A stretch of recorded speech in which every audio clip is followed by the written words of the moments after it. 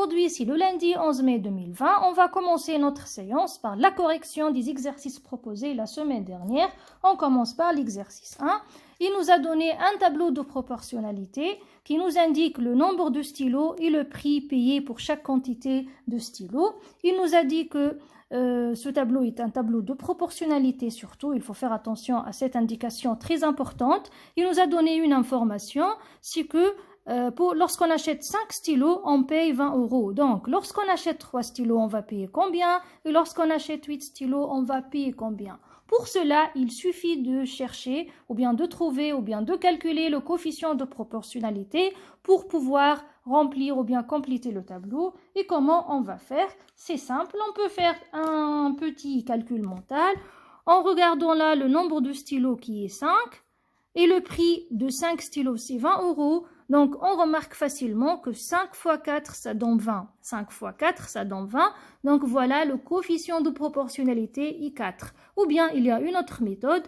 On divise la deuxième ligne du tableau par la première ligne du tableau pour trouver le coefficient de proportionnalité. Donc, à chaque fois qu'on veut trouver le coefficient de proportionnalité, il faut diviser la deuxième ligne du tableau par la première ligne du tableau. Par exemple, là, on va diviser 20 divisé par 5 et on va trouver 4. Donc, je viens là, je vais écrire. Si on fait 20 divisé par 5, on va trouver 4. Donc, ce 4-là, on l'appelle, comme on a dit l'autre fois, coefficient de proportionnalité. Coefficient de proportionnalité. Donc maintenant, pour remplir le tableau, il suffit de multiplier toutes les valeurs de la première ligne du tableau par 4 pour trouver le prix payé pour chaque quantité de stylos. Donc on va faire 3 fois 4, ça va donner 12. Et 8 fois 4, ça va donner 32. Donc je viens là. Donc 3 fois 4, ça donne 12. Et 8 fois 4, ça donne 32. Donc, ça, c'est le nombre de stylos. Ça, c'est 3 stylos. Coûte 12 €. Je vais écrire comme ça, euros. Et 8 stylos coûte 32 €. Voilà. Donc, le coefficient de proportionnalité est 4. Et pour vérifier, on divise la deuxième ligne du tableau par la première ligne du tableau. À chaque fois, on va trouver la même valeur qui est 4, qu'on appelle le coefficient de proportionnalité. Donc, si vous voulez, je vais dessiner rapidement le tableau. Nombre de stylos. Et prix. Donc là, on a 3, 5 et 8. Donc, pour 3 stylos, on a trouvé 12 €, 5 stylos, 20 € et 8 stylos, 32 €. Donc, maintenant, si on divise la deuxième ligne du tableau par la première ligne du tableau, c'est-à-dire 12 divisé par 3, 20 divisé par 5, 32 divisé par 8, on va à chaque fois trouver 4, 4, 4, qui est quoi? Qui est le coefficient de proportionnalité. Et ben voilà comment compléter un tableau de proportionnalité avec une seule valeur donnée. Et on passe à l'exercice numéro 2. Dans l'exercice numéro 2, qu'est-ce qu'on a? Il nous a donné 4 tableaux. Il n'a pas dit que ce sont des tableaux de proportionnalité. Attention, 4 tableaux. Et il a dit, est-ce que ces tableaux-là sont des tableaux de proportionnalité? Oui ou non? Bien sûr, on va justifier. Donc moi, en étant un élève en 6e, comment je peux savoir si ce tableau-là est un tableau de proportionnalité ou pas? Donc, c'est très simple. Il suffit de diviser les valeurs de la deuxième ligne du tableau par les valeurs de la première ligne du tableau. Si on trouve à chaque fois le même résultat, donc c'est bon, c'est un tableau de proportionnalité et on a un coefficient de proportionnalité constant. Si on trouve une seule ou bien un seul résultat différent, stop, ce n'est pas un tableau de proportionnalité. Donc on commence par essayer avec le premier tableau. Donc je vais le dessiner là sur ma feuille, le deuxième tableau. Donc il a dit 2, sur la première ligne on a 2, 3, 7, et dans la deuxième ligne on a 8, 12, 28. Donc comment je vais faire là?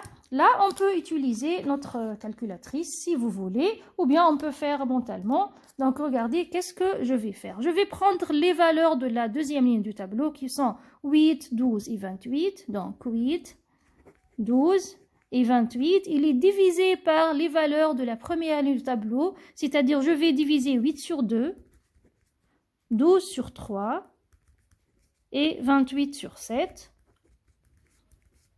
Donc là, vraiment, on n'a pas besoin d'utiliser la calculatrice parce que c'est un calcul très simple.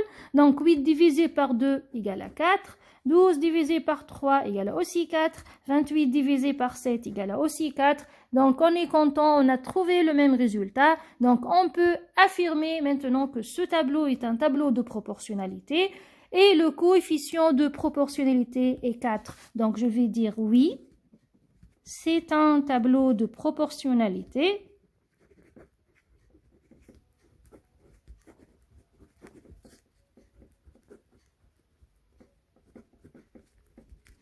Et le coefficient de proportionnalité, il est un peu long ce mot proportionnalité, est égal à 4. Donc voilà, on a trouvé que le premier tableau est un tableau de proportionnalité avec un calcul très simple. On passe au deuxième tableau et on essaie. Donc je prends le deuxième tableau qui est là. Donc la première ligne 2, 4, 5. La deuxième ligne, on a 102, 104, 105. Donc comme d'habitude, on va diviser les valeurs de la deuxième ligne par les valeurs de la première ligne et voir si vraiment on a un tableau de proportionnalité. Et on commence. Donc je vais diviser 102 divisé par 2, 104 divisé par 4, 105 divisé par 5. Donc ici, c'est pas grave, vous pouvez utiliser votre petite calculette pour faire un peu rapidement. Donc je vais diviser 102 divisé par 2, bien que aussi c'est facile aussi, elle est facile cette division aussi, mais c'est pas grave. Donc 102 divisé par 2, ça donne 51. Écrire là.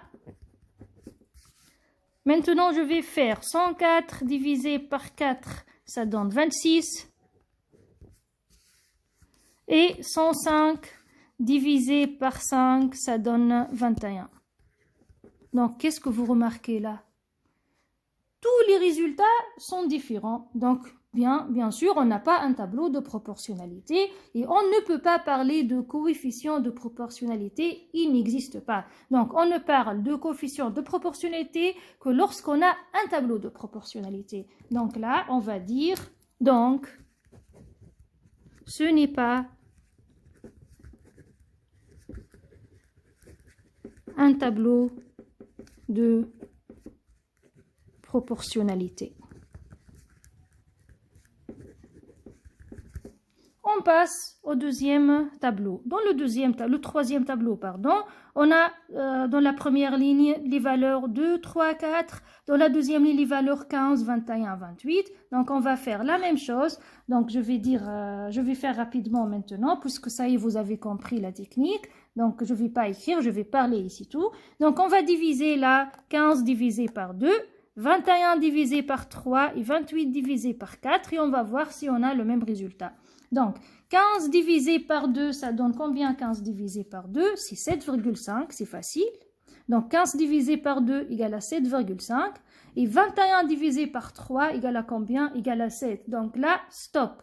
On n'a même pas besoin de calculer 28 sur 4, mais on va la calculer maintenant, juste pour que vous compreniez mieux. 28 divisé par 4, c'est combien? C'est 7. Donc, 15 divisé par 2, c'est 7,5. 21 divisé par 3, c'est 7. Et 28 divisé par 4, c'est 7. Donc là, vous avez deux résultats qui sont pareils et un résultat qui est différent. Donc, ce n'est pas un tableau de proportionnalité. On ne peut pas parler de coefficient de proportionnalité parce qu'on ne peut parler de coefficient de proportionnalité et de tableau de proportionnalité que lorsque tous les résultats sont les mêmes. Si un seul résultat, si on a par exemple un tableau composé de 25 colonnes, si on a un seul résultat différent, ce n'est pas un tableau de proportionnalité. D'accord?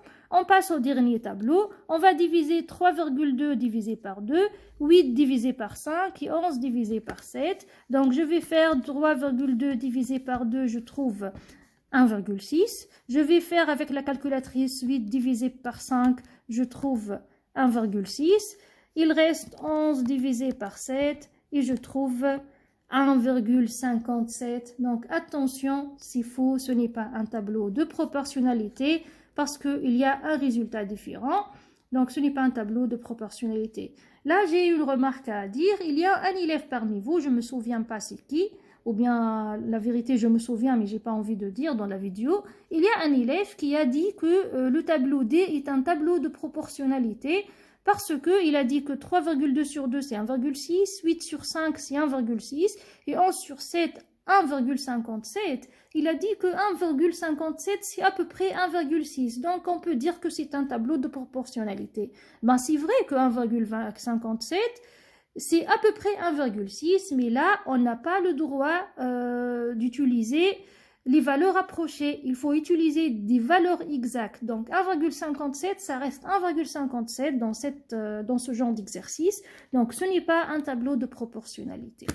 Et voilà, j'espère que les élèves qui ont fait des fautes ou bien qui n'ont pas très bien compris l'autre fois, j'espère qu'ils ont bien compris maintenant. C'est très facile, c'est très simple.